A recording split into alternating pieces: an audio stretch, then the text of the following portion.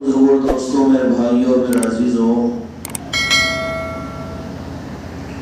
اگرچہ کہ موجودہ زمانے کے اندر مروجہ عام دین کے نظاموں کے اعتبار سے یہ نظام کچھ اجنبی محسوس ہوتا ہے، لیکن مشاہدے کی دنیا میں بہت سی وہ حقیقی اور اصلی چیزیں ہیں جو اس زمانے کے اندر میں اجنبی معلوم ہوتی ہے، لیکن عقل کا تقاضا اور بصیرت کا تقاضا یہ ہوتا ہے کہ اس حقیقی چیز کو مروجہ نقلی چیزوں کے مقابلے پر پرکھنے کی ضرورت ہوتی ہے۔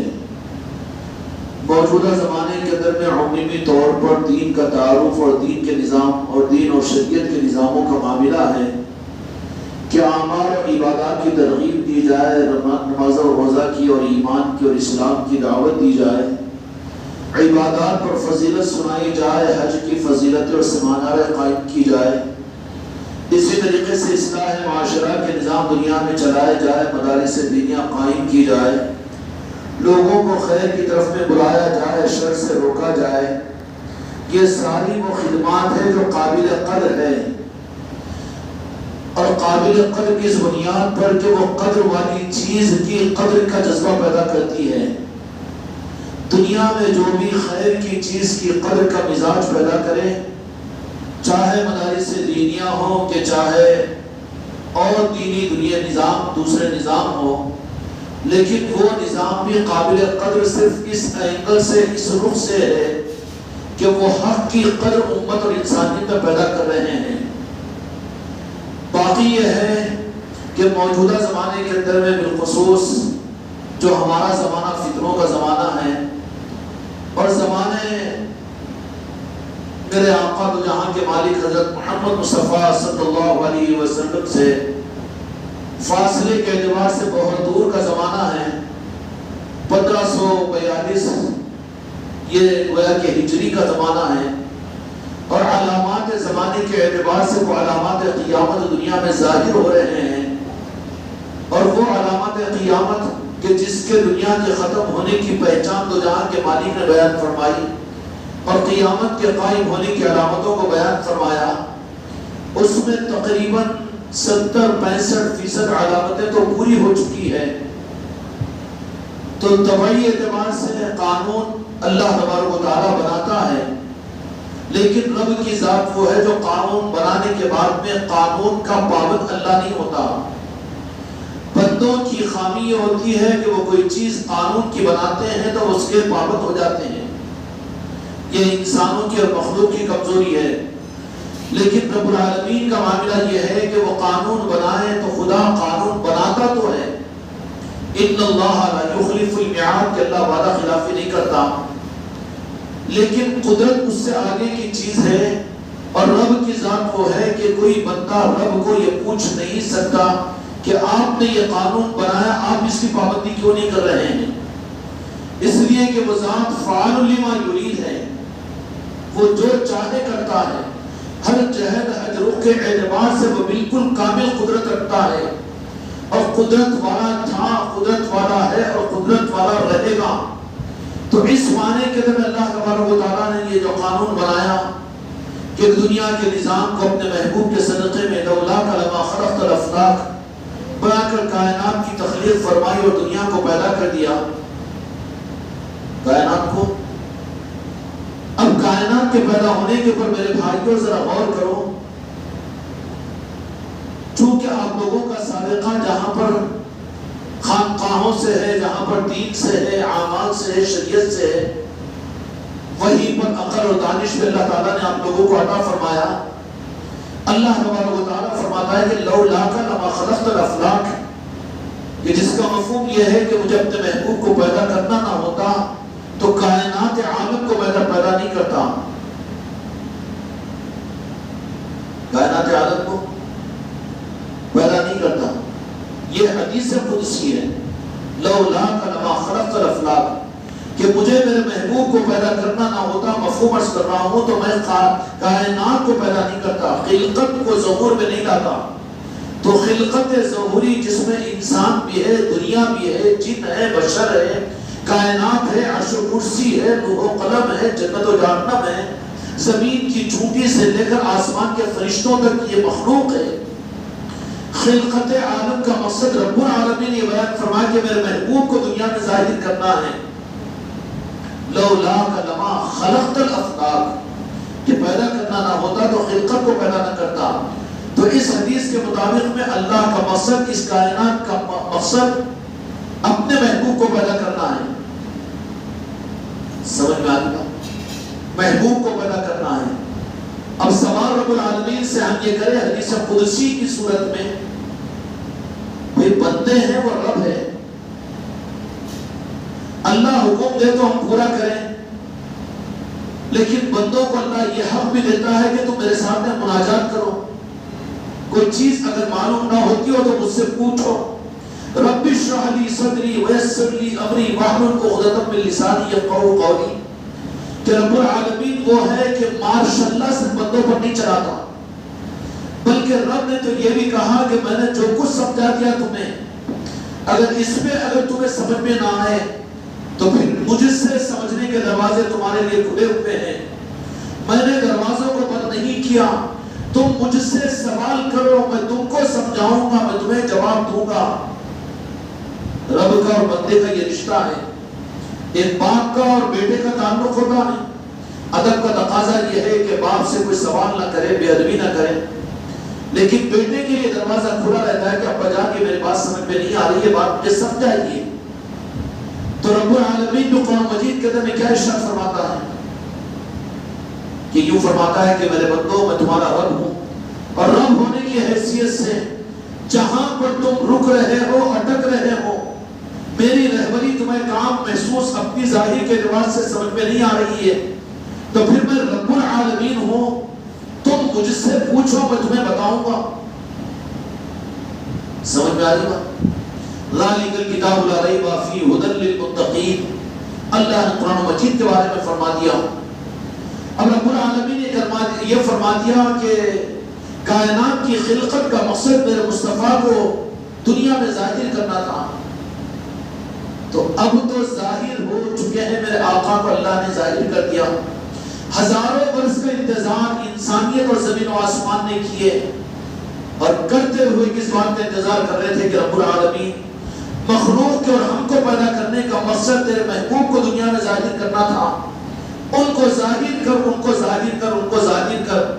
زمین و آسمان اور کائنات کا وظیفہ صرف یہ تھا میرے آقا کی دنیا میں ظہور میں آنے سے پہلے کہ یا اللہ وہ اپنے آخری نبی اور تو جہاں کے مالک اور رحمت العالمین کو پیدا کر، اس لیے کہ آپ ہی کی وجہ سے تو ہم کو پیدا کیا ہے. سمجھ میں آ رہی بات؟ جب آپ کو اللہ تبارک و تعالیٰ نے ظاہر کر دیا تو پھر کائنات کا مقصد تو پورا ہو گیا. پھر کائنات کو باقی کیوں رکھا گیا؟ نبوت مکمل، ایمان نبوت مکمل، نبیوں کا نظام مکمل، انا خاتم النبی لا نبی بعدی فرما دیا نا. قرآن مجید نے فرما دیا، کیا فرما دیا؟ الیوم اکملت لکم دینکم واتممت علیکم نعمتی ورضیت لکم الاسلام دینا. کہ آج کے دن ہم نے دین کو مکمل کر دیا ہے. مقصد پورا ہو گیا تو ہر چیز کی تکمیل ہو گئی. سوال یہ پیدا ہوتا ہے کہ میرے آقا دو جہاں کے مالک محمد رسول اللہ صلی اللہ علیہ وسلم کو اس دنیا میں ظاہر کرنے کے بعد میں رب کا مقصد تو پورا ہو گیا. لولا لما خلقت الافلاک، یہ سائے سرکار کی احادیث کی کتابوں میں حدیث قدسی بہت مشہور ہے. مقصد تو پورا ہو گیا. بھئی اسٹیج بنایا کوئی بڑے آدمی کے پروگرام کے لیے، وہ آدمی آ چکا ہے.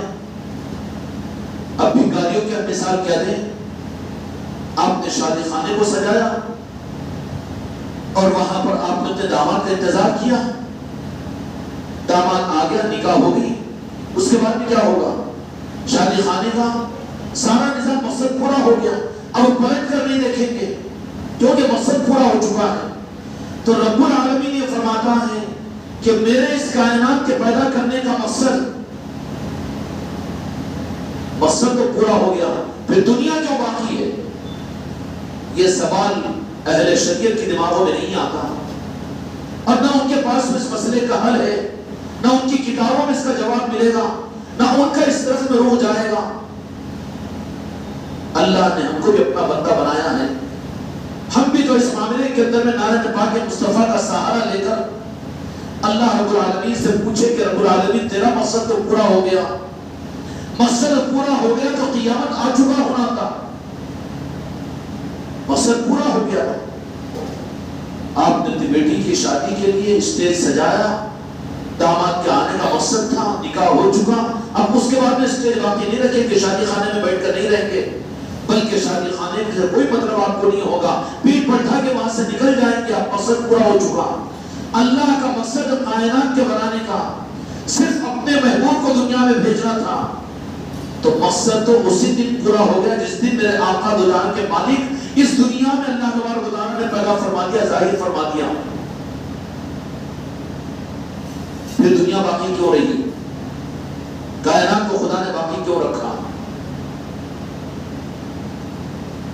سمجھ میں آ رہی بات؟ یہاں علم اضافے کے لیے تم لوگ نہیں آتے ہو، بلکہ دل کے رخ کو صحیح کرنے کے لیے ہم آتے ہیں خانقاہوں کو۔ اللہ کرے کہ یہ بات ہم کو اور آپ کو سمجھ میں آ جائے۔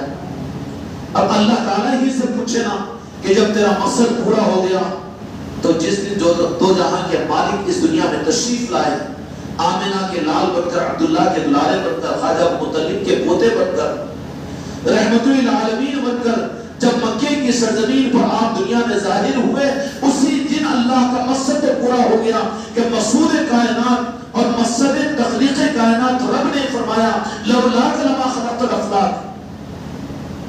اب اللہ سے سوال کرو کہ اس دن یہ قیامت آ جانی چاہیے تھی کہ اچھا آپ کے دنیا میں تشریف لانے سے پہلے انسان نہیں آئے، دنیا میں سوالات نبی آئے، آسمانی کتابیں آئی، جبرائیل امین زمین پر آئے، ملک الموت کو خدا نے بھیجا، زمین کو پھیلایا، کائنات کا نظام سب کچھ چلا، سب کچھ چلا، سب کچھ چلا۔ اور جب مقصد پورا ہو گیا تو پھر دنیا کو اللہ نے باقی کیوں رکھا؟ سمجھ میں آ رہی بات؟ میں بول رہا ہوں تو سنو مت، ذرا سمجھو بھی۔ سمجھنے کے لیے جب دل سے سمجھو گے تو بات حقیقت میں تمہارے دماغوں سے دل کے اندر اترے گی اور بات سمجھ میں آئے گی اور زندگی کا رخ متعین کرنا آسان ہو جائے گا۔ ورنہ سنتے سنتے تو سدھ ہو جاتے ہیں، ذوق ختم ہو جاتا ہے، دو کان کھلے رکھتے ہیں۔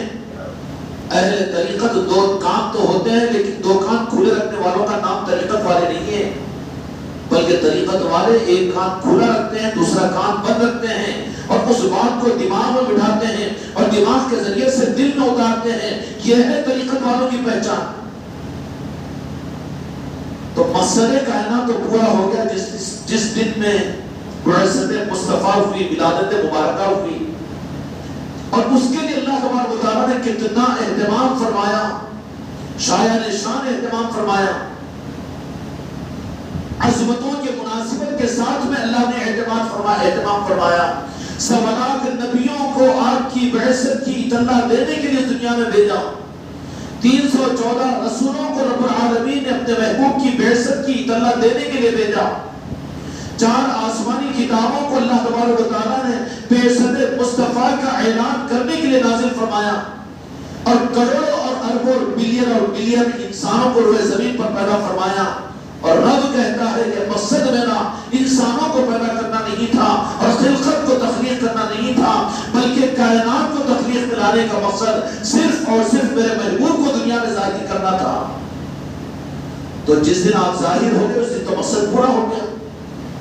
تو ہمارے ذہنوں کا تجربے کے اعتبار سے تو معاملہ ختم ہو جانا چاہیے تھا، قیامت اسی دن آ جانا چاہیے تھا۔ پھر اللہ تعالیٰ نے باقی کیوں رکھا؟ مقصد تو پورا ہو گیا، مقصد تو پورا ہو گیا، مقصد خلق کائنات تو پورا ہو گیا ولادت مصطفیٰ پر۔ اس لیے 12 ربیع الاول کو عیدوں کی عید کہا جاتا ہے، اور آسمانی دنیا پر بھی رب العالمین ہر ربیع الاول کی 12 تاریخ کو ایک جشن کا اہتمام فرشتوں کے در میں کرواتا ہے، بلکہ اتنا اہتمام کرتا ہے کہ روئے زمین پر جو سعید روحیں رہتی ہے اس کی نقل میں وہ بھی جشن کا اہتمام کرتے ہیں، اور جو بدبخت ہوتے ہیں وہ مخالفت کرتے یہ کون سی نئی عید؟ اس کو تو اپنے پوترے کا برتھ ڈے سمجھ میں آتا ہے، اس میں گمراہیت اور بدعت نظر نہیں آتی۔ لنگڑتا ہوا بوڑھا جا کر بیکری سے کیک کو لے کر آتا ہے، اور ربیع الاول اور منور کے عید کے اہتمام کے لیے وہ تو ذرا آنکھیں کھول کر دیکھتا ہے کہ کون سی نئی عید پیدا ہوگی۔ تیرا دماغ پورا نیا ہو گیا، تیرا رخ بدل گیا ہے۔ حقیقت تو یہ ہے کہ 12 ربیع الاول تو انسانیت پر رب کی طرف سے سب سے بڑے احسان کا دن ہے۔ 12 ربیع الاول عید میلاد مصطفیٰ، اللہ تعالیٰ ہم کو اپنی موت کی آخری سانس تک اس کی قدر کی توفیق عطا فرمائے، اور امت کو رب العالمین پھر سے یہ دولت عطا فرمائے۔ ترکی شہر معلوم ہے، مجھے سن کر بہت خوشی ہوئی کہ یہاں پر تو ربیع الاول کی عید منانا چاہیے، نہیں منانا چاہیے، اہتمام کرنا چاہیے، نہیں کرنا چاہیے، مسجدوں میں بیانات ہونے چاہیے، نہیں ہونے چاہیے، اس کے فتوے دارالفتوا میں پوچھے جاتے ہیں۔ لیکن ترکی وہ ملک ہے کہ جس ملک کے اندر میں پورے دارالفتوا اور کسی مدرسے کے اندر میں کسی مفتی کے پاس میں یہ فتویٰ نہیں آتا کہ 12 ربیع الاول کی عید کا اہتمام کرنا چاہیے کہ نہیں چاہیے، بلکہ وہاں کا ایک ایک مسلمان نہیں بلکہ جتنے یہودی اور عیسائی ہے وہ بھی عید میلاد کی خوشیوں میں 12 دن اہتمام کرتے ہیں۔ پورے گورنمنٹ آفیسز پر رہتے ہیں، اور ان کے پریس کانفرنس اور بڑے بڑے ہال، سارے میٹنگ سارے کے سارے پوسٹ پون، اور 12 دن جو اہتمام ہوتا ہے صرف ربیع الاول کا اہتمام ہوتا ہے، اور کوئی کسی ایک دارالفتوا میں کوئی ایک سوال کرنے والا نہیں ہوتا کہ جائز ہے کہ ناجائز ہے۔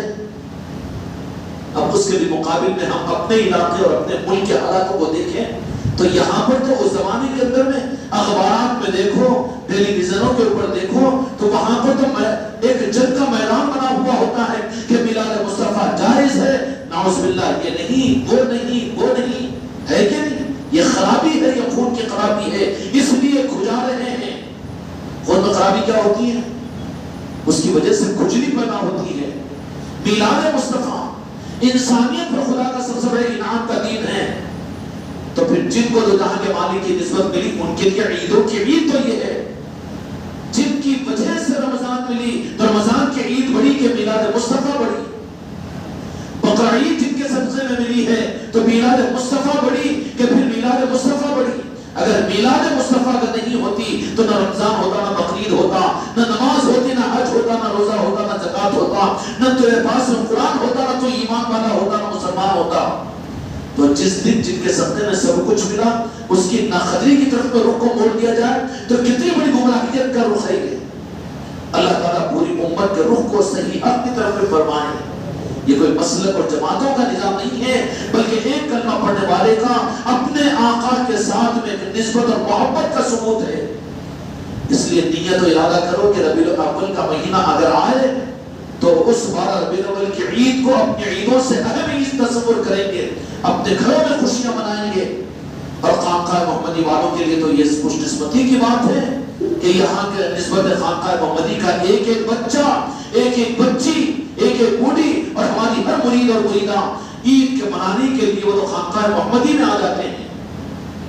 یہ غریب نواز کا کرم ہے۔ تو جس دن ولادت مصطفیٰ ہوئی، ظہور مصطفیٰ ہوئی،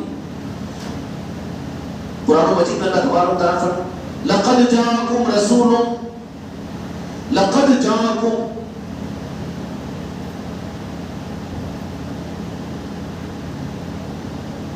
قد جاءکم قد جاءکم نور و کتاب مبین، کہ بے شک ہم نے نور کو اور کتاب کو تمہاری طرف بھیجا۔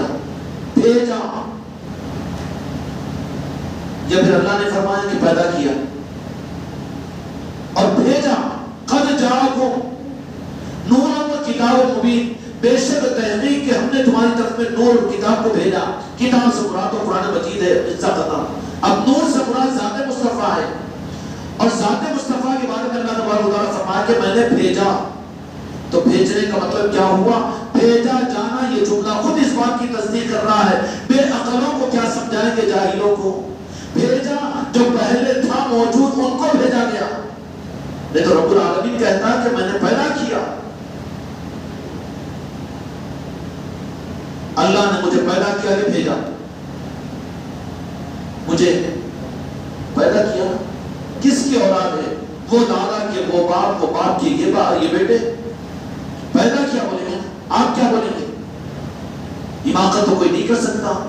لیکن رب نے فرمایا میرے محبوب کے بارے میں، کیا مقام ہے میرے آقا کا، کہ قد جاءکم من اللہ نور و کتاب مبین، کہ میں نے بھیجا ہے، پیدا نہیں کیا. اور جب بھیج دیا تو مقصد کائنات پورا ہو گیا. تو اصولی اعتبار سے تو اسی دن قیامت آ جانی چاہیے تھی، لیکن قیامت نہیں آئی نا. مقصد کائنات تو پورا ہو گیا. یہ ایک باب ہے رب العالمین کا کہ 1.25 لاکھ نبیوں کو بھیج کر میرے آقا کی عظمت کو انسانوں کے سامنے ظاہر کر کے اب بعثت مصطفیٰ کے اوپر اور میلاد مصطفیٰ کے اوپر کائنات کے پورا کرنے کا مقصد تو پورا رب العالمین کا ہو گیا. اب کائنات کو ختم کر جانا چاہیے تھا، لیکن کائنات کو ختم نہیں کیا. یا رسول اللہ مجھے معاف کیجئے، رب العالمین بات کو سمجھنے اور سمجھانے کے لیے عرض کر رہا ہوں. اس کو مثال کے حد تک رکھیے، زیادہ گہرائیوں کی طرف مت لے کر جاؤ. آج کل فنکشن ہالوں کا نظام ہے نا. کیا ہوتا ہے کہ بھئی ٹھیک ہے فنکشن ہال کو بک کرو. پہلے کی شادیاں تو اپنے بزرگوں سے مشورہ کر کے تاریخ طے ہوتی تھی، لیکن ان لوگوں کی شادیاں تو پنتولے کے پنچن سے نکل رہی ہیں، تو مسلمانوں کی شادیاں تو شادی خانوں کی ڈائری سے ہو رہی ہے. رخ بدل گیا کہ نہیں بدل گیا؟ طے تاریخ نہیں کرتے. کیوں؟ Function hall. تو تمہارے گھروں کی شادیوں کا بھی رخ ایسا بدلا جو محتاج بن رہے ہو دنیا کے. کیا تمہارے ماں باپ کی اور تمہارے پرانے لوگوں کی شادیاں تمہارے گھر کے اندروں میں نہیں ہوتی تھی؟ تمہارے گھر کے روڈ اور سڑکوں پہ نہیں ہوتی تھی؟ یہ کون سی حماقت ہے یہود و نصارہ کی طرح سے کہ شادی کے لیے شادی خانہ لازم و ملزوم کر دے؟ نکاح کی تاریخ طے نہیں ہوتی، بلکہ پہلے یہ معلوم کیا جاتا ہے کہ فنکشن ہال والے کی ڈائری سے اس کے بیٹی کے نکاح کی تاریخ طے ہوتی ہے. کہاں پر چھوڑ دیا اس فیشن نے اور اس دنیا کے رسومات نے اور دنیا کے طور و طریقوں نے. تم اپنی بیٹیوں کی اور اپنے بچوں کی شادیاں بھی اپنی مرضی سے یا اپنے بزرگوں کے مشورے سے نہیں کرتے، بلکہ کس کے مشورے سے؟ انہوں پنچن کھلاتے ہیں تو انہوں شادی خانے والے کی تاریخ جو ملتی ہے اس پر شادیاں طے ہوتی ہے. یہ ہے غلط بھٹکنا اور یہ ہے غلط راستے. اس لیے حق کی بنیادوں پر آؤ. فنکشن ہالوں کا لزوم بربادی کا پیش نما ہے. کہاں ہیں دین کی دعائی دینے والے، اور کہاں ہیں دین کے دعوے کرنے والے، اور کہاں ہیں سادگی کے علمبردار امت کو کہنے والے، اور کہاں ہیں جو شادیوں کے اندر اسراف سے بچا کر صرف 2 کھانوں کے اوپر اپنے شادیوں کو کرو یہ کہنے والے؟ اسٹیجوں پر مسجدوں میں کہنے والے وہ خود آ کر پھنکی دعوتیں بول کر جائیں گے شادی خانے میں. کہنے کو تو یہ کہیں گے. اللہ مجھ کو اور آپ کو دیندار بننے کی توفیق عطا فرمائے. ہوتا کیا ہے؟ شادی خانوں کی تاریخ ہوتی ہے. وہ بات سمجھانے کے لیے میں یہ غلط مثال لے رہا ہوں، سمجھ لیجیے تاکہ سمجھ میں آ جائے. تب ایک صاحب نے کہا کہ نہیں 2 دن بھی مقرر کر لیتے ہیں. کیوں؟ عقد بھی اور ولیمہ بھی. بیچارے انڈرسٹینڈنگ میں اگر سمجھی ہے، ورنہ سمجھداری کا رشتہ تو آج کل مرغوں کی لڑائی کا رشتہ بن جاتا ہے. تو نے رشتہ داری قائم کی کہ تو نے محبت اور اپنے سینوں کو کھول کر محبتوں کو لینے کے لیے رشتہ قائم کیا، بلکہ 2 مرغے نظر آتے ہیں کہ تم اتنا تو ہم اتنا، تم اتنا تو ہم اتنا. یہ تو مرغے ہیں. پہلے زمانے میں مرغوں کی لڑائیاں ہوتی تھی نا، آپ لوگ تو دیکھے ہوں گے، ہوتی تھی نا مرغوں کی لڑائیاں. یہ جنگل، یہ دنگل، پھر وہ محبتیں اور وہ آپس کی اخوتیں خاندانوں کے اندر میں کہاں ملے گی؟ جب جس کی شروعات خود کمپٹیشن کے اوپر ہو، عداوتوں کے اوپر ہو، اور پھر عزت اور بے عزتی کے معیارات کے اوپر ہو، تو آگے جا کر ان کی زندگیاں خوشگوار کہاں بنے گی؟ اللہ تعالیٰ صحیح روح پر ہم کو اپنی زندگیوں میں لانے کی توفیق عطا فرمائے. اب طے یہ ہوتا ہے کہ چلو 2 دن بک کر لو شادی خانہ، کہ ایک دن تو ہوگا عقد کا اور ایک دن ہوگا ولیمے کا. سمجھ میں آ رہی؟ کوئی بات سمجھنے کے لیے عرض کر رہا ہوں، سمجھ میں آ جائے گی تو بہت بڑی بات سمجھ میں آ جائے گی. اس زمانے کے جو امت کے دین کا رخ بدل چکا ہے، اس رخ کے صحیح کرنے کے لیے ایک راستہ مل جائے گا. اور اتنی گہری بات نہیں کہتا، چونکہ سمجھدار لوگ بیٹھے ہوئے، آپ لوگ بھی سمجھنے کی کوشش کرو گے تو 2 دن بک کر لو بھائی، اس لیے کہ ہم بھی وہیں پر ولیمہ کر لیں گے۔ ایک دن عقد ہو گیا، عقد والے تو اپنا رخ پھیر کر چلے گئے، لیکن پھر بھی وہ سارا کا سارا نظام باقی ہے، باقی رکھے ہوئے ہے۔ تو جا کر پوچھے کہ عقد تو ہو گیا؟ نہیں، دوسرے دن ولیمہ بھی یہیں پر ہونا ہے۔ ہوتا نہیں ہوتا؟ مثال دے رہا ہوں۔ تو بولے کہ شادی تو ایک دن کے، لیکن یہ 2 دن یہاں پر فنکشن ہال میں یہ رونقیں کیوں نظر آ رہی ہے؟ دوسرے دن بھی یہ کیوں یہاں پر فنکشن ہو رہا ہے؟ کیوں یہاں کا باورچی خانہ آباد ہے؟ یہاں پر پھر دوسرے دن لوگ کیوں آ رہے ہیں؟ تو کہیں گے کہ وہ عقد تھا اور یہ ولیمہ ہے۔ اتنا تو سمجھ میں آتا ہے؟ یا ابو بھائی عقد کی دعوت ہے تو ولیمہ کو چھوڑ دیتے گی؟ نہیں، ایک ہی اسکیم ہوتے نا، مجبور ہو کے ہم 2 بھی دعوت بولنا پڑتا ہمیں۔ اب تو دینے والے بھی ایسے بے شرم ہو گئے کہ کارڈ لگا دے ریک میں، اس کے باوجود بھی نہیں، میں نہیں دیکھا تھا، کارڈ اس واسطے آ گیا، کارڈ لگانا پڑا نا، کیا فرید نہیں دو، نہیں میں دیکھا، تو بھی دعوت آئی، میں بھی بول دیتا ہوں۔ اب اس واسطے زبردستی سامنے کہ خالی تم کو ولیمے کی دعوت ہے، عقد میں نہیں آنا، خالی ولیمے کی دعوت ہے۔ بخیل ہوا، لیا تو لاکھوں روپے اور یہاں پر 50,000 کے کھانے کھلانے میں بخیل بن رہا ہے۔ ارے کھلا، اگر کوئی غریب اور مسکین کھائے گا، ہاتھ اٹھا کر تجھے دعا دے گا تو تیری بچی کی اور تیری بچی کی زندگی پنپ جائے گی۔ ولیمہ اس لیے نا، اس لیے میرے آقا نے کیا فرمایا کہ وہ ولیمہ جس میں مسکین اور غربا کو نہ بلایا جائے، وہ ولیمہ برکت والا ولیمہ نہیں ہے۔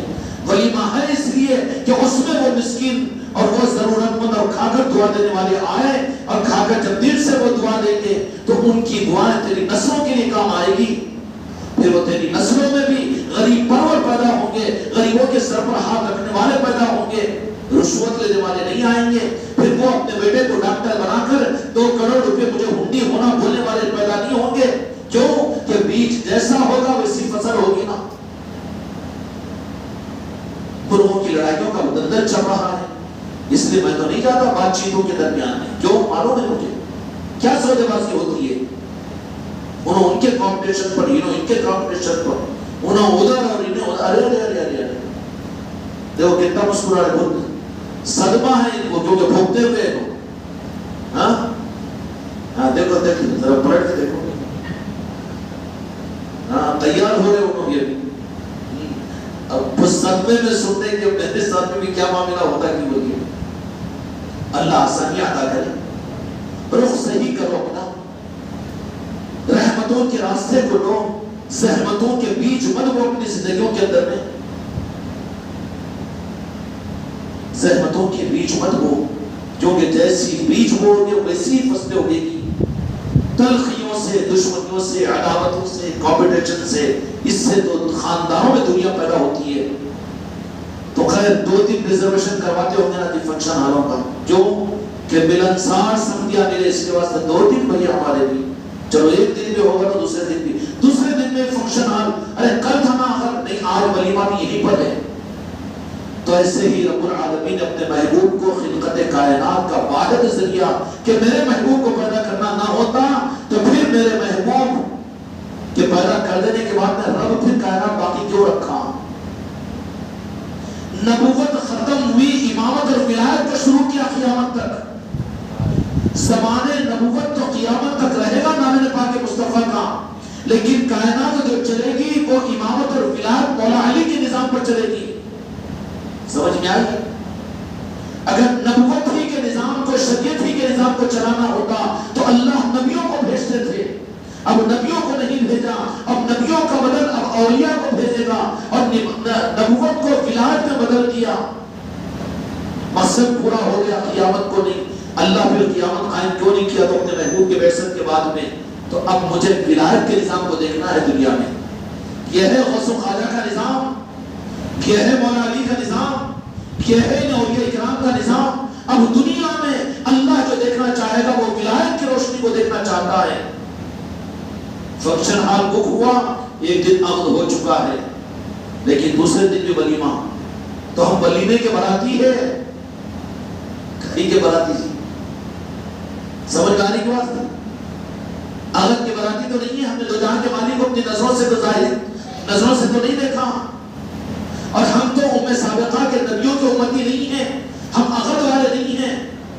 ہم تو کون ہیں؟ ہم کون ہیں؟ علی والے ہیں. ہم کون ہیں؟ غوث و خواجہ والے ہیں. ہم کون ہیں؟ ولایت کے نظام والے ہیں. بات سمجھ میں آئے گی؟ بات سمجھ میں آئے گی؟ قیامت تک کے زمانے کے لیے امامت نبوت وہ میرے آقا کے ذات کی ہے، خدا کی قسم. سمجھ میں آئے؟ لیکن رب کا مقصد تو پورا ہو گیا تو دنیا ختم ہونا چاہیے تھا. فنکشن ہال میں نکاح ہو گیا، ختم ہو جانا چاہیے تھا. لیکن رب العالمین کو بھی کچھ سجا اور سجا کر رب العالمین نے کیا فرمایا کہ نئی کائنات کو باقی رکھو. جو باقی رکھو. اتنا صدمے میں کیوں تھی؟ سیدھا اٹھا میرے کو بہت پریشانی تھی. ذرا سامنے ہو، میرے سامنے ذرا خوش رہو میرے بچوں. اتنا صدمے میں کیوں؟ جا کے شربت پی کے آنا. وہ تو کالا شربت نہیں، ادھر ادھر لگا کے ذرا خوشحال بیٹھتا. دیکھو چمک میں پھنسی میری. ہاں ایسا ہنستے بولتے بیٹھو، ذرا صدمہ مت پہنچاؤ آپ کو. خوش رہو. صدمہ پورا بولو تو جو واقعی اولاد کا دکھ درد سمجھنے والا باپ ہو تو پھر کیا سمجھے گا انہیں؟ میرے بچے کو چاہے کچھ بھی ہو مگر خوش دیکھنا چاہتا ہے. اور ایک دلیندر کوٹا ہے کہ ہمیشہ یوج بن کے آتا اس کے سامنے تو روگشتہ بیٹا تو میرے سامنے آج کو بولے گا نہیں. اس لیے میرے سامنے آؤ. تم بھی ڈیڑھ دیکھتے رہتے، ایک آنکھ بجھ جاتی ہے، ایک آنکھ کھلی رہتی ان کی. ہاں فرید کو اسی گاڑی پہ بٹھا کے لے جاتی ہے، نیچ کی ایک آنکھ آتی، ایک آنکھ دیکھے گی ان کا. ذرا دیکھو کبھی غور کر کے. بالکل ایکٹیو بنو، یاد کرتے رہو، دل کی آنکھیں کھول کر بیٹھو.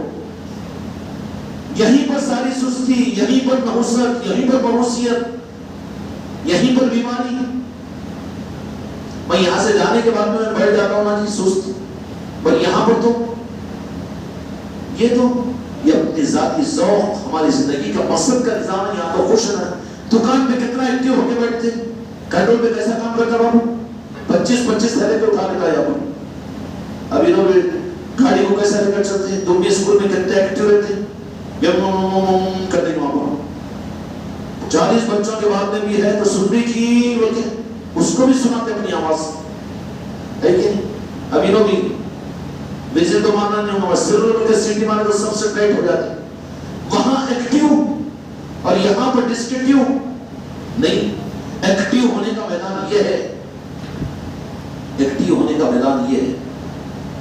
تو معاملہ کیا ہوا کہ رب العالمین کو بھی سوچی موجودہ زمانے کے اندر میں یہ چیز اگر نہیں سمجھو گے تو راہ ولایت، راہ طریقت سمجھ میں نہیں آئے گی.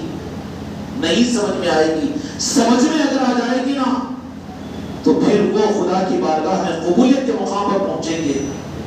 عارفین اور اولیاء کو یہی تو سمجھا دیا جاتا ہے جس کے بعد میں ولایت کا نظام اور طریقت کا نظام ان کے لیے دین اور شریعت سے الگ چیز نہیں بلکہ شریعت کی اصل سمجھتے ہیں. وہ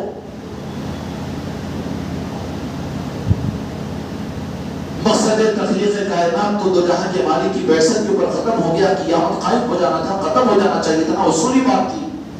لیکن رب العالمین نے کیوں کائنات کو باقی رکھا؟ رب کی مرضی ہوئی. مثال دے دیا نا، اللہ نے مجھے معاف کر دے، دار جہنم میں تیرا ہی بندہ تو ہوں، تیرا ہی بندہ ہوں، دار جہنم میں مجھے کوئی پرواہ نہیں.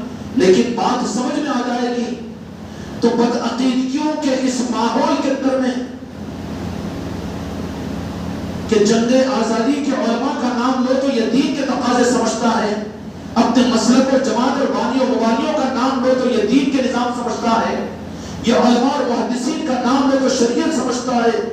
لیکن وہیں پر غوث و خواجہ کا نام لیا جاتا ہے تو رخ کو موڑ دیا گیا ہے. مولا علی کا نام لیا جاتا ہے تو رخ کو موڑا ہوا سمجھتا ہے اور اس کو بدعت و شرک کے کٹھڑے میں لا کر ڈالنے کی کوشش کرتا ہے. اس وقت کا سب سے بڑا جہاد، سب سے بڑا دین کا کام اور سب سے بڑی دین کی خدمت یہ ہوگی کہ امت کو طریقت سمجھاؤ، راج علی اور راج علی کا نظام سمجھاؤ. یہ ذمہ داری ہے جن کو اللہ نے نسبت عطا کی. اپنی اپنی جگہ گمسم بیٹھ کر نہیں. ہوتی ہوگی تمہارے گھروں میں 11ویں، ہوتے ہوں گے کنڈے اور ہوتے ہوں گے تمہارے گھروں کے اندر میں میلاد کی عیدیں اور پتہ نہیں کون سے نظام. نہیں، اب یہ موجودہ زمانہ تو یہ ہے کہ تم اولیاء کی محبتوں کے اور اولیاء کی طریقت کے نظام کو ساری انسانیت کے سامنے پیش کرنے کے لیے اپنے گھروں کے دروازوں کو کھولو اور اولیاء کے کل اولیاء کے نسبتوں کی محفلوں کو اپنے گھروں میں کرو، اور لوگ تعجب کرے کہ تمہارے گھر میں آج کل کی محفل جی تو کہے کہ حضرت معین الدین شاہ خاموش رحمۃ اللہ علیہ کی محفل ہے۔ ارے یہ کیا چیز ہے؟ کیا 11ویں کا محفل؟ 11ویں نہیں، وہی اسی گھڑی کی تسبیح کے دانے ہیں اولیاء۔ آج راجن شاہ ولی کے نسبت کی محفل ہے، نہیں ہم تو کرائیں گے چھٹی شریف غریب نواز کی، ہم تو کرائیں گے غوث پاک کی، باقی وہ نہیں۔ اب موجودہ زمانے کا تقاضا یہ ہے کہ اولیاء کے نظاموں کو امت سے واقف کراؤ۔ اتنا بڑا ظلم زمانے کے اندر میں ہوا کہ اندھیرے کو اجالا کہہ دیا گیا، اجالے کو اندھیرا سمجھا دیا گیا، اور تم اور ہم اپنی جگہ مسکراتے ہوئے بیٹھے رہیں، اپنی مسندوں کو اور اپنی خانقاہوں میں اپنے آپ کو بٹھائے رکھیں، گلی گلی جا کر امت کے سامنے پیغام نہ رکھیں، مجرم قرار دیے جائیں گے، مجرم قرار دیے جائیں گے۔ اب یہ بات تو بہت اجنبی اور نہیں معلوم ہو رہی ہوگی، بالخصوص جو تعلیم یافتہ لوگ ہیں وہ تو بولیں گے کہ یہ ایک دم اجنبی بات ہے کہ رب العالمین کا مقصد تو ہو گیا پورا، تو قیامت قائم ہونی چاہیے تھی، پھر خدا نے اچھا قیامت قائم ہو جانا مقصد پورا ہو گیا، عقد ہو گیا ہو جانا نا، شادی خانہ خالی ہو جانا، لیکن دوسرے دن کیوں آباد ہے؟ تو مطلب یہ ہے کہ دوسرے دن کا ولیمہ بھی اب اسی کے اندر میں ہونے کا ہے۔ وہ ایک پارٹ تھا تو یہ دوسرا پارٹ ہے۔ اب رب العالمین تمہارا پارٹ کیا ہے؟ رب العالمین تمہارا پارٹ کیا ہے؟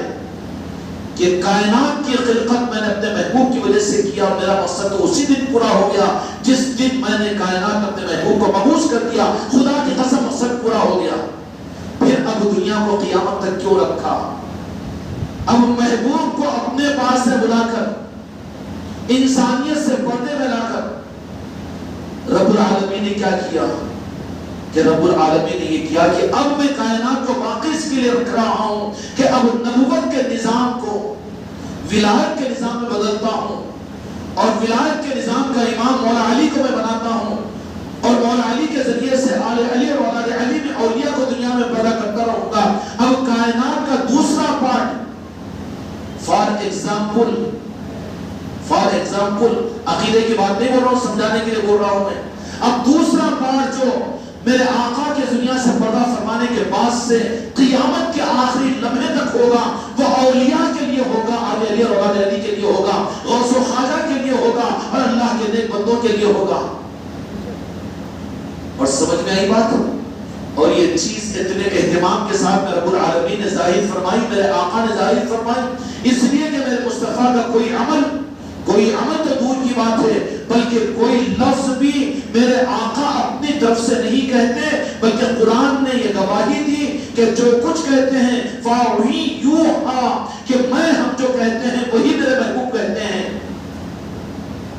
سورہ نجم میں اللہ تعالیٰ نے فرما دیا کہ میرے محبوب کی طرف سے کچھ نہیں کہتے، تو جو کہتے نہیں ہے اس کی ضمانت قرآن دیا ہے، کرتے کچھ اور ہے جو اللہ نہیں چاہتا، نہیں ہو سکتا، نا عقیدہ خراب ہو جائے گا۔ تو پھر کیا ہوا کہ میرے محبوب آپ کی بعثت میری کائنات کا مقصد تھا، مقصد پورا ہو گیا، دنیا ختم ہو جانی چاہیے تھی، ختم ہوتی تو اچھا چھٹی ہو جاتی تھی نا جی، پنچر کی دکان بھی نہ کو، کنٹرول کی نوکری بھی نہ کو، کپڑے کی دکان بھی نہ کو، چبوترے میں بیڑیاں پیتے بیٹھنا بھی نہ کو۔ پھر اب اللہ رب العالمین اس اہتمام کے ساتھ اپنے محبوب کی بعثت کی تکمیل پر جب کہ دنیا کا مقصد پورا ہو گیا، جب اپنے پاس میں اپنے محبوب کو بلانے کا ارادہ فرمایا، تو اس وقت میں حج سے واپسی کے موقع پر، غدیر قم کے موقع پر کیا فرما دیا؟ کیا ہے؟ مثال کو اس طرف میں نہیں لے جانا، اسٹیج سجایا، حدیث کی بات کر رہا ہوں، ہر بخاری اور مسلم مسائل ستہ کی بڑی حدیث کی کتابوں میں یہ حدیث آپ کو مل جائے گی، خطبہ غدیر قم، وہاں پر اسٹیج سجایا، اسٹیج بنایا جاتا ہے کہ نہیں؟ کیا کیا جاتا ہے اسٹیج پر؟ اب جائز ہے کہ ناجائز نہیں؟ دیکھنے والے محرم تو بہت اچھی بات ہے، اپنے گھروں میں اسٹیج سجاؤ، ماں کے تمہاری بیٹی کے خاص بھائی اور جو محرم ہے وہ دیکھو، خوش ہو، خوشیاں مناؤ، مگر وہ تو حرام ہے کہ غیر محرم تمہاری بیٹی کو دیکھے، فوٹوگرافر آ کر پہلے تمہاری بیٹی کو دیکھے۔ تو ظالم بات ہے کہ اپنی بیٹی کو غیروں کے سامنے بے پردہ کر رہا ہے اور حماقت کر رہا ہے کہ نہیں وہ ہوتا وہ چلنا پڑتا۔ بے شرم ہو گیا ہے نا تو اس سے اچھا تو ہے کہ لگے اسٹیج پہ نچا اس کو تاکہ کچھ پیسے اور ڈالر تو ملے۔ یہ کیا بے حیائی کی چیزیں ہیں۔ روکو خانقاہ محمدی والوں کو یہ زیبا نہیں ہے کہ تمہاری بیٹی جو عزت میں تم نے ڈھانپ ڈھانپ کر اس کو رکھا، کسی غیر کی مرد کی نظر تمہاری بیٹی پر تم پڑھنا دوبارہ نہیں کر دیتے، اب اس پاک بیٹی کو اس دن میک اپ کر کے اسٹیج پر لے جا کر بٹھاتے ہو اور پہلے لا کر دولہا بعد میں دیکھتا ہے، پہلے فوٹوگرافر کیا بولتے وہ نکالنے والے سی ڈی انہیں گھور گھور کر دیکھتا ہے اور انہیں بات کرتا ہے نہیں ایسا پلٹو یہ اماں بابا بھی ہاں ارے اسی کی جیسے ظالموں، شرم آنی چاہیے تمہیں۔ یہ مسلمانوں کا طریقہ ہے۔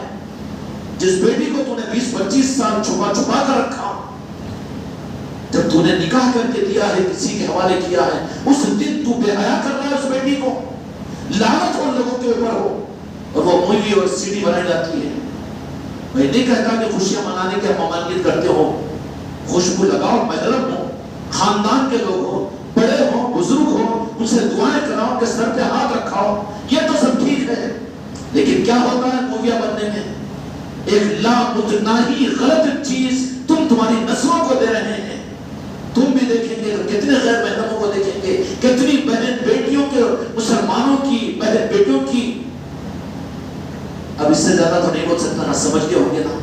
ان لعنتوں کو ختم کرو اپنے زندگی سے۔ خوشیاں منانے کا ممکن نہیں ہے، لیکن خوشیوں کے حدود ہونا چاہیے، اس کے بغیر خوشیاں نہیں ہوتی تھی۔ تو یہ جو مووی کو لازمی کہہ دیتا ہے نا، ذرا اس سے پوچھ اماں مووی آج ہونا میری بیٹی کی تو تیری بھی مووی بنی ہے، مووی دیکھنے والا باپ اور تیری ماں بھی موجود ہے، بنی تھی مووی، پھر نکاح نہیں ہوا، زندگی نہیں گزری۔ مووی کے بغیر کی زندگی تیری تو خوشیوں کی گزری ہے، لیکن تو نے مووی بنا کر تلخیاں پیدا کر دی ہے نا۔ اس لیے جو بھی غیر شرعی چیز ہے اس میں صرف ظلمت ہے اور نقصان ہے، ظلمت اور نقصان ہے۔ بچاؤ اپنے آپ کو رسم و رواج سے، اور بچاؤ اپنے آپ کو اس گندی چیزوں سے۔ میں زیادہ تو نہیں کر رہا ہوں نا، صحیح بات ہے نا؟ اور یہ بسم اللہ کیا ہوتا ہے؟ ارے پیر کو بے حجاب کے اپنے مرید سے بات کرنا، بلا تکلف دیکھنا، حالانکہ وہ بیٹی کے حق میں ہوتا ہے، لیکن ضرورت نہیں ہے نا۔ لیکن یہ ہے کہ بس جس بیٹی کو تم نے 20-25 سال اپنے گھر میں پردے میں چھپا کر کسی کو نظر میں لانے کے لیے تیار نہیں ہوئے تھے، آج کیا لوگ اڑ گیا تمہیں، کس خبیث نے تمہارے اوپر اثر ڈال دیا کہ تو اپنے گھر کی اس بیٹی کو جس کی حفاظت تم کرتا رہا رات و دن، اس کو لے جا کر اسٹیج پر بٹھا دیا۔ آج نکاح ہوتے ہی شرم نہیں آ رہی ہے۔ یہ کون سے طریقے ہیں؟ ان طریقوں کے اندر میں دجالیت ہے، ان طریقوں کے اندر میں دنیا کی ذلتیں بھی، آخرت کی ذلتیں بھی ہیں۔ تماشا دیکھ رہی ہے دنیا، پورے فنکشن ہال میں بیٹھے ہوئے ہیں اور دیکھ رہے ہیں۔ اس لیے اپنی زندگیوں کو صحیح رخ پر لاؤ۔ کیا ہوتا ہے؟ ایک عورت کے اوپر غیر مرد کی نگاہ پڑتی ہے، اور وہ بھی غیر مسلم کی، اور غیر مسلم نہیں، مسلمان خود غیر محرم ہے تو اس کی نگاہ حرام ہے، اور آ کر وہ کہہ رہے ہیں ادھر پلٹو ادھر کھیل رہا ہے وہ۔ اور یہ ماں باپ ہیں، یہ ساس سسرے ہیں کہ خوشی کے ساتھ میں خوشیاں نکل رہی ہے، دوزخ کا ایندھن بن رہا ہے، پٹاخے پھوڑے جائیں گے۔ ارے بھیڑوں کی شادی ہے یہ، اسلام کی شادی کیا ہوتی ہے؟ تیرے وہ طریقے کہ تیری منہ زبان ان یہود و نصارہ کی اور ظالموں کی بھیڑ اور مانگوں کی آ جائے، تیرے لیے تو کیا چیز تھی کہ وہاں پر تو درود ہو، وہاں تو دعا ہو، وہاں پر تو عصمت ہو، مہمانوں کی تعظیم ہو، وہاں پر تو محبتیں ہوں، وہاں پر تو آپس کے اندر میں رشتہ داریاں قائم ہو رہی ہو۔ یہ ہونی چاہیے نا۔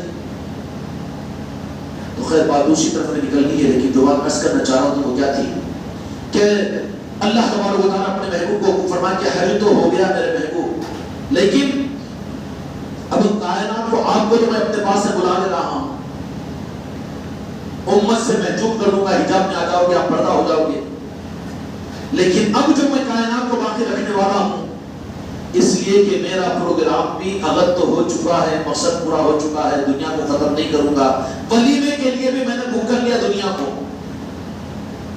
رب ناراض تو نہیں ہو جائے گا؟ نہ ہو جانے دو، بات سمجھانے کے لیے میں سمجھا رہا ہوں۔ اب دوسرا دن جو ہے میرے آقا کے دنیا سے پردہ فرمانے کے بعد میں اب رب کی منشا، رب کی مرضی، نبوت کے انوار کو ولایت کے ذریعے سے دنیا میں ظاہر کرنا، اور خدا دیکھنا چاہتا ہے کہ اب ولایت کے ذریعے سے دنیا کیسی چلے گی۔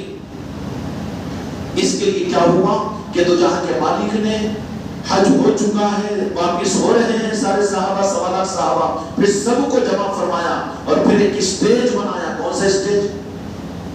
آرڈر دیں گے نا کہ اسٹیج کو، دو جہاں کے مالک نے کہا کہ نہیں، اسٹیج اونچا ہونا چاہیے۔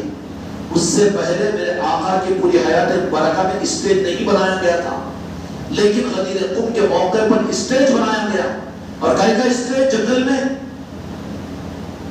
سیریز بندوں کا، یا پھر آرڈر دیے تھے کسی فنکشن ہال والے کو نہیں، بلکہ اونٹ کے کوہن کے اوپر جو بیٹھنے کی جگہ وہ ہوتے نا، کیا بولتے ہیں اس کو، ان کو جمع کیا گیا، پورے قافلے کے، سبوں کے اور ہزاروں کے، اور اس کے ذریعے سے بنایا گیا اسٹیج۔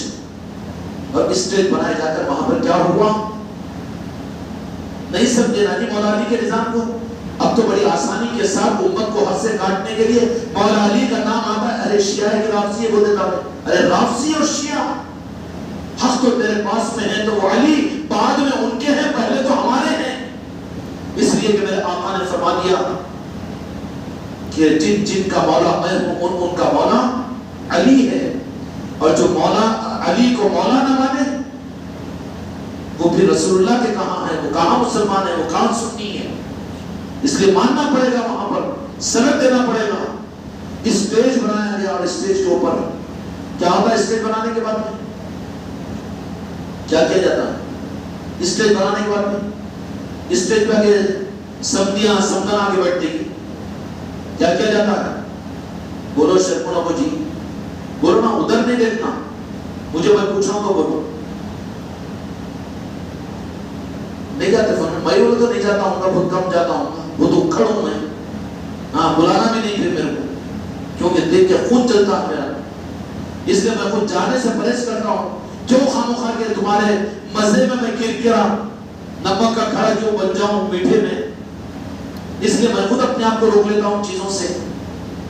اسٹیج بنتا تو وہاں پر کون کہ جس مقصد کے لیے بنتا ہے وہ مقصد کے لیے استعمال ہوتا ہے، دوسروں کو تو بازو رازو میں ڈھا دیا جاتا ہے۔ تو وہاں پر کیا ہوا؟ دو جہاں کے مالک نے کن کو بلایا؟ بے ادبی کے لیے نہیں، بدعقیدگی کے لیے نہیں بول رہا ہوں، خلفائے راشدین شریعت جو ہے، حضرت سیدنا ابوبکر صدیق ہمارے آنکھوں کا تاج ہے، عمر فاروق بن الخطاب بے شک رضی اللہ عنہ ہیں، عثمان ذوالنورین ہیں، ان کی عظمت ہمارے عقیدے میں داخل ہے، لیکن وہاں بلایا کس کو گیا؟ علی۔ مولا علی چھپے ہوئے آئے کہ کیا بات ہے؟ کہا کہ اوپر آؤ، اوپر آؤ۔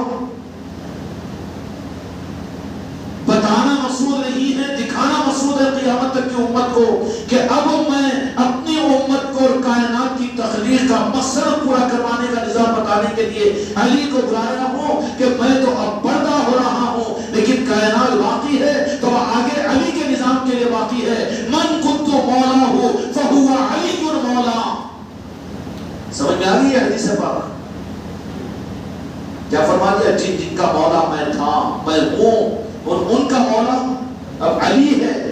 اب یہ جو پارٹ ہے دوسرا، میرے آقا کی دنیا سے پردہ فرمانے کے بعد سے لے کر قیامت تک تصرف اور ملکیت مالک خدا کی قسم مصطفیٰ کی ذات ہے۔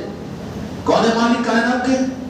تھے، ہے اور رہیں گے، لیکن وہی مصطفیٰ نے وہاں پر یہ بات بتا دی کہ اب آگے کی جو دنیا کا مقصد ہے، دنیا کا مقصد اب کیا ہے؟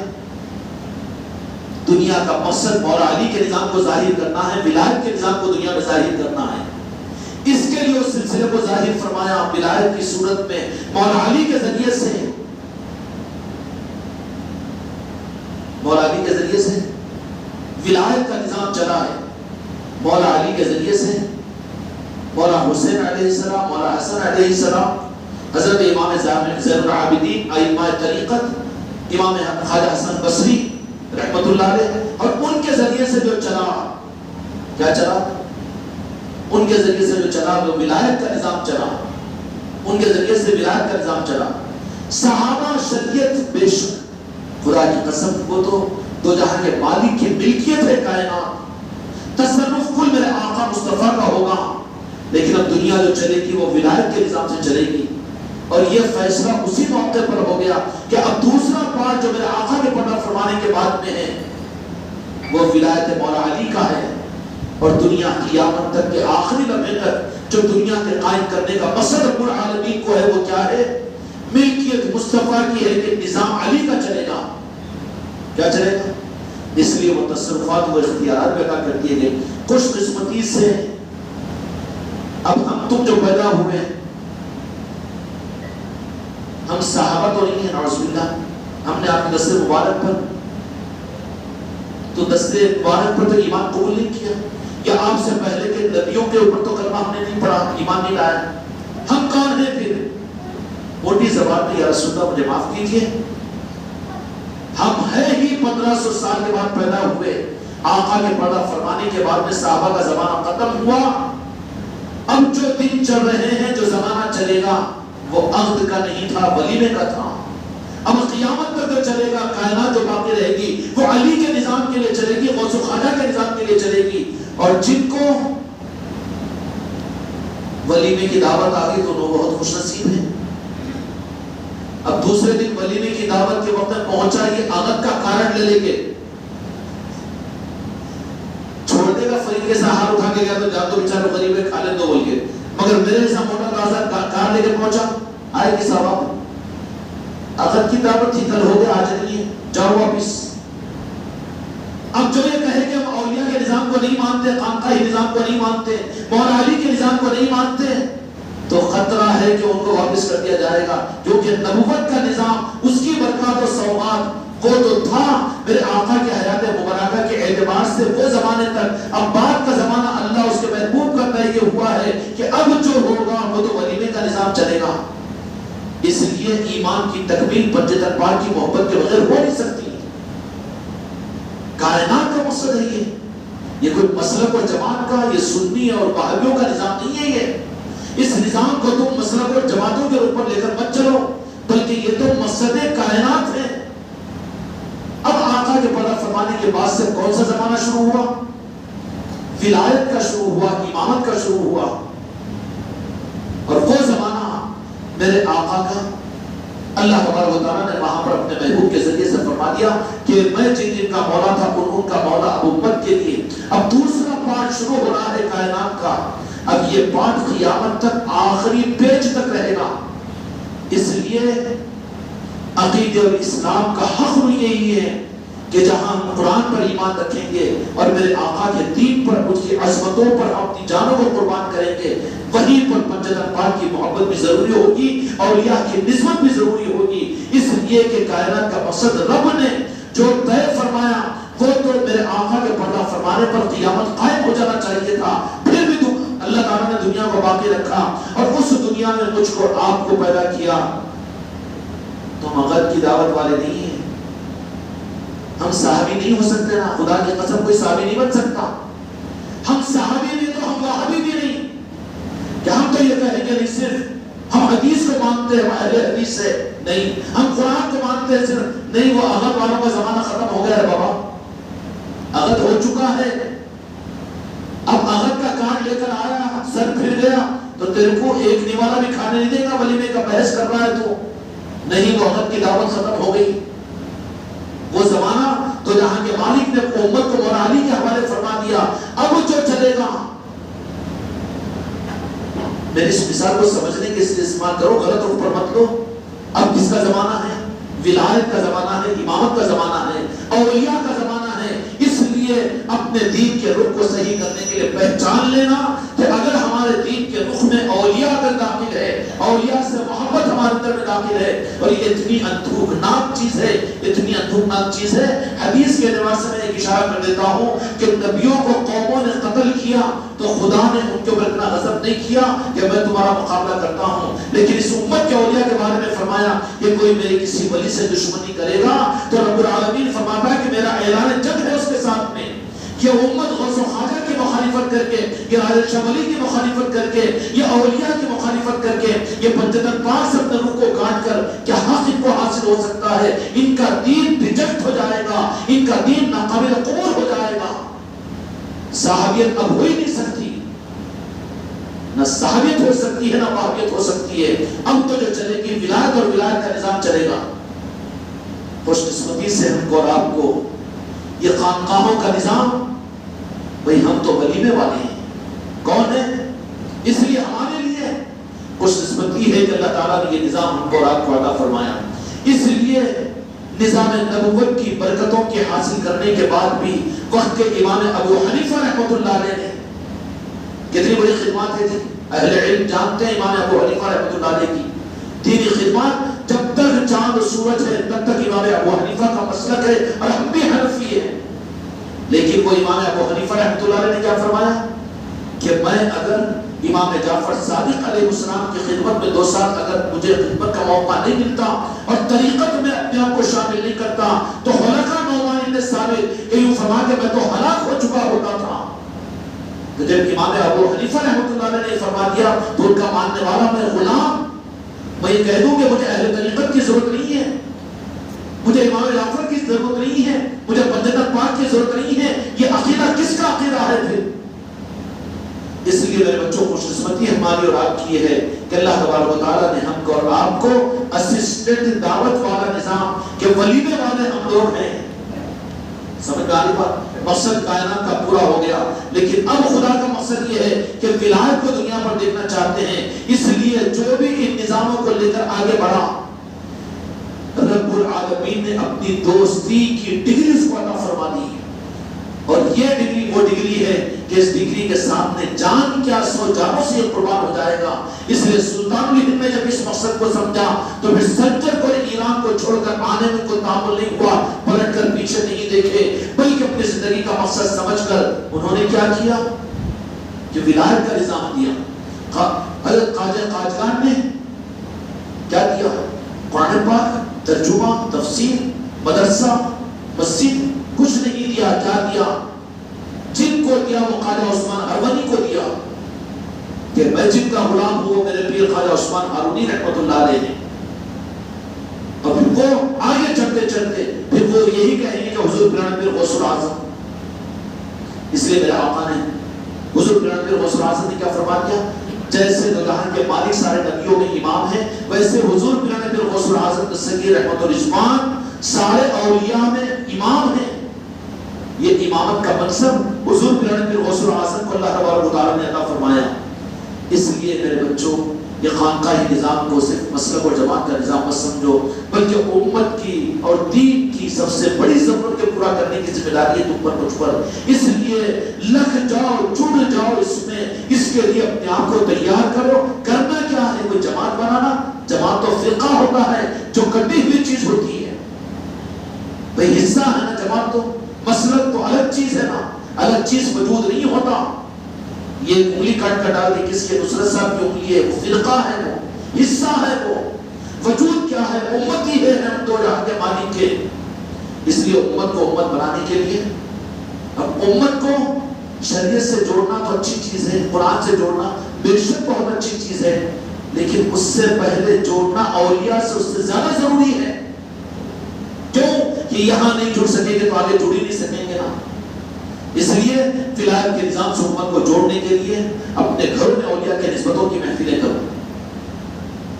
سید معین الدین شاہ خاموش احمد رضوان کی پرسوں محفل ہوئی تھی یہاں پر۔ اس کے بعد میرے بچوں، میرے مریدان اور مرید اپنے اپنے گھروں کے اندر میں سید شاہ خاموش احمد رضوان کے نسبت کی محفلیں کرو۔ محلے میں یہ معلوم ہو کہ یہ کیسی محفل ہے، یہ کیوں محفل ہے، کیا ہے، برتھ ڈے ہے کہ سالگرہ ہے کہ آج کون سا ہے کہ کیا چیز ہے، تو کہو کہ شاہ خاموش احمد اللہ علیہ کے عرس کی خوشی میں یہ محفل قائم کی ہے، تو اولیاء کا تعارف دینے والے بنو گے کہ نہیں بنو گے؟ اور یہ کام، یہ ذمہ داری کرنا ہے۔ اب سوال یہ پیدا ہوتا ہے کہ خانقاہ محمدی سے یہ کام کیوں ہوتا؟ بابا بات یہ ہے کہ جن کو جو خدمت دی گئی ہے نا وہی خدمت ان کے لیے کرنا پڑتا ہے۔ نہیں، میڈیکل ڈپارٹمنٹ ہے، میڈیکل ڈپارٹمنٹ لائسنس ایشو کرتا ہے، دکان لگانے کے بیٹھ جاؤ میڈیکل میڈیکل والا سر کے اوپر اپنے سرٹیفکیٹ کو لگا کے بیٹھ جاتا.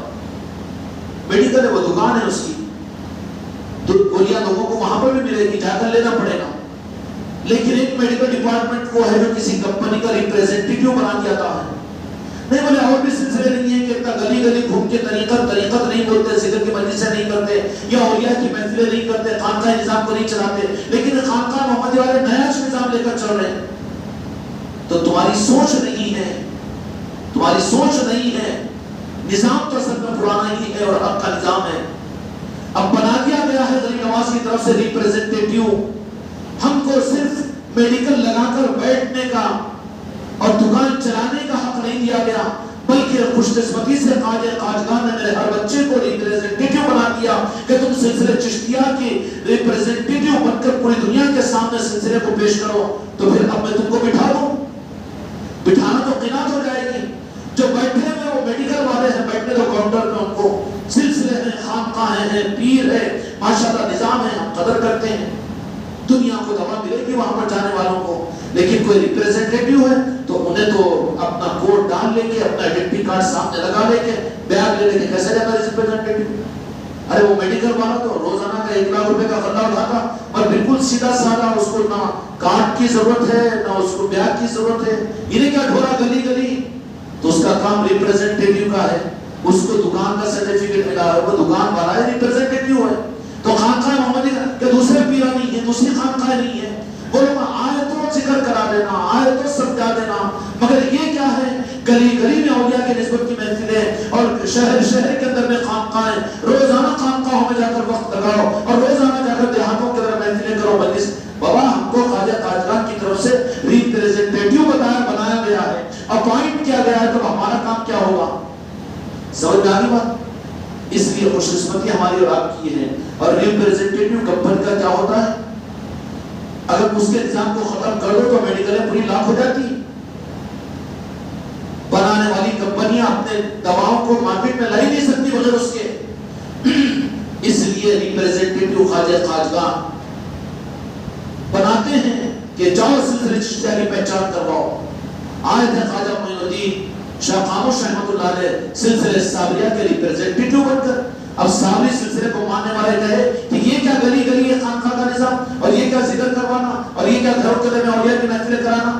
ناواقف ہے بابا، ذرا رجوع کر اس معاملے کو. اب ان کو یہ ذمہ داری ملی ہوئی ہے تو جو گئے شاہ خاموش رحمۃ اللہ علیہ سلسلے صابریہ کو لے کر اپنی جگہ ضلع بیدر کے اندر میں بیٹھ جانا چاہیے تھا نا. نہیں، بلا کر تیار کیا اور کہا کہ اجمیر شریف گئے تو وہاں سے مالک کو بھیجا، حافظ موسیٰ ماننپوری رحمۃ اللہ علیہ کے پاس ہے، وہاں سے پھر ذمہ داریاں دی، آئیڈینٹی کارڈ دیا، پھر امروہہ آئے، وہاں خانقاہ بنائی، اور پھر وہاں سے پھر حکم دیا کہ دکن کو جاؤ، اور دکن میں آئے اور آ کر یہاں پر دکن کی سرزمین کے اوپر سلسلے صابریہ کے ریپریزنٹیٹیو بنے. اور ایک بڑا نظام وہاں پر شاہ خاموش رحمۃ اللہ علیہ کا بنا. اور پھر وہی شاہ خاموش جو ہمارے جدی بزرگوں میں 5ویں نمبر کے اوپر ہے. سلسلے خانقاہ محمدی کا جو سلسلہ ہے، یہ سلسلے کے اندر میں 5ویں ہی جد کے اندر حضرت شاہ خاموش رحمۃ اللہ علیہ کی ذات ہے. غیر اسسٹڈ، غیر معتبر شجرا نہیں ہے ہمارا شجرا تو ہمارے 300 کلومیٹر کے اوپر موجود ہے، جہاں پر آج روشن شریف چل رہا ہے حضرت شاہ خاموش رحمۃ الرضوان کا. اور وہاں سے نکل کر آگے بڑھو تو پھر آگے بڑھتے ہوئے سامیر پاک ہوں گے، آگے بڑھتے ہوئے بابا فرید ہوں گے، آگے بڑھتے بابا قطب الدین بختیار کاکی ہوں گے، اور آگے سلطان الہند نائب مصطفیٰ اور عطائے رسول ہند البدیع قائل خانقاہ خواجہ معین الدین کی چوکھٹ ہے، جو مدینے کی چوکھٹ ہے، مدینے کا نور ہے. وہ کتنا قریب ہو جائے گا یہ راستہ. اب یہی اٹک رہا ہوں، یہ کیسا وہ کیسا. اب ان پیروں کو دیکھ رہا ہوں، خانقاہ کو دیکھ رہا ہوں، اب انہیں بھی آنکھیں مٹ کے ڈال. اصل میں آئیڈی انہیں ہے، اس سے نہیں ہوتا. یہ خالی لوگوں سے نذرانے وصول کرنا اور اپنی گدی سجا لینا، اپنی خانقاہیں بنا لینا، اپنی دعوتیں کر لینا، خود کے کمرے بنا لینا. میری مریدی ایسی بھی دکانوں کی چل رہی ہے. اب ویسوں کے ساتھ میں سابقہ پڑھا تو اب یہ کرو کا نظام تو یہ کیا سمجھ میں آئے گا اس کو؟ نہیں. مگر ذمہ داری جو ملی ہوئی ہے ریپریزنٹیٹیو کی الگ ہوتی ہے اور میڈیکل لائسنس الگ ہوتا ہے. دونوں میں فرق ہے. وہ بھی دوا کا نظام ہے، یہ بھی دوا کا نظام ہے، اس کا انکار نہیں ہوگا. لیکن ذمہ داری اپنی اپنی جگہ ہے. اس لیے میرے بچوں، اولیاء کی نسبتوں کی محفلوں کو اپنے گھروں پر کرو، اپنے خاندان کے لوگوں کو بلاؤ اور اپنے پڑوسیوں کو بلاؤ، اپنے محلے والے، اپنے شہر والوں کو بلاؤ، اپنے دوست احباب کو بلاؤ، حتیٰ کہ برادران وطن غیر غیر مسلموں کو بھی بلاؤ اس کے اندر میں، اس لیے کہ اولیاء کی محبت ان انسانوں کو بھی ضروری ہے. کریں گے انشاءاللہ. اللہ تعالیٰ آپ کے ساتھ مجھ سے پاک بڑھائے.